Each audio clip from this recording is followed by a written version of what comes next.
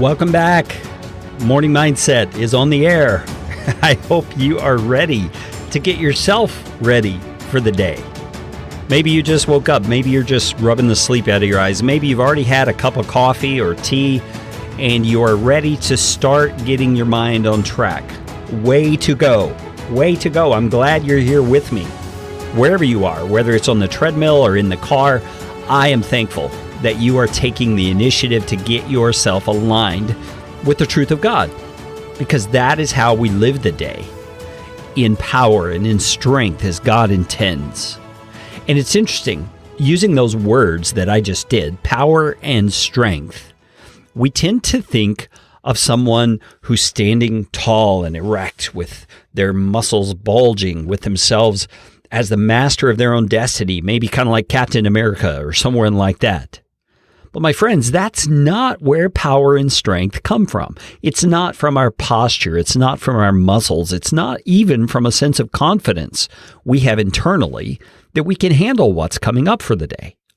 It comes from, believe it or not, a deep found sense of humility. For the believer in Christ, our power flows out of the fact that we can do nothing apart from Christ. And you see, our confidence is being placed in Him, the Creator of all that is. He has the power. He has the wisdom. He has the strength to do all things. And when we rely on Him to be our source and our guide, then and only then are we able to live in power and in strength. That is the theme we've been talking about in these most recent episodes of the Morning Mindset. If you haven't heard all of them in this particular string of the topic of humility, you can go back to April 26th. That's the first episode we used to begin speaking about this issue of humility. And my friends, some of the things that we need to consider when we think about this issue of humility is how it relates to the person of Jesus Christ. Because we often say we want to be like Jesus, and rightly so.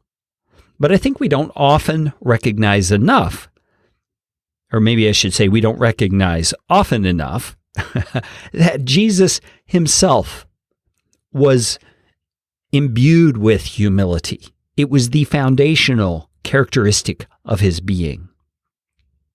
Let me read to you a little more from the book Humility by Andrew Murray. He says, Jesus came to bring humility back to earth, to make us partakers of it, and by it to serve us. In heaven, He humbled Himself to become man.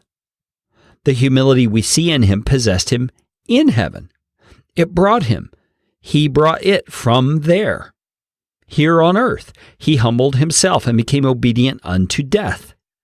His humility gave His death its value, and so became our redemption. And now the salvation He imparts is nothing less and nothing else than a communication of His own life and death, His own disposition and spirit, His own humility as the ground and root of His relation to God and His redeeming work.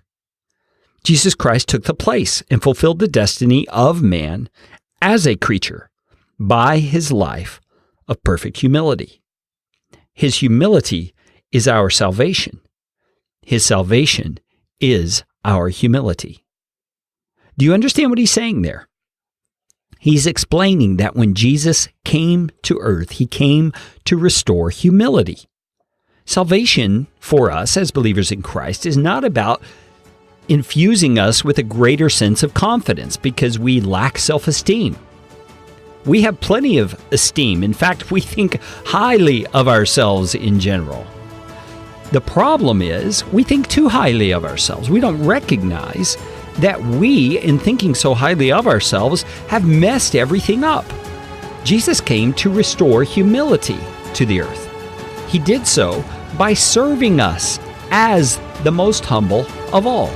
There's a lot to dig into here, so we're going to talk about it some more tomorrow on The Morning Mindset.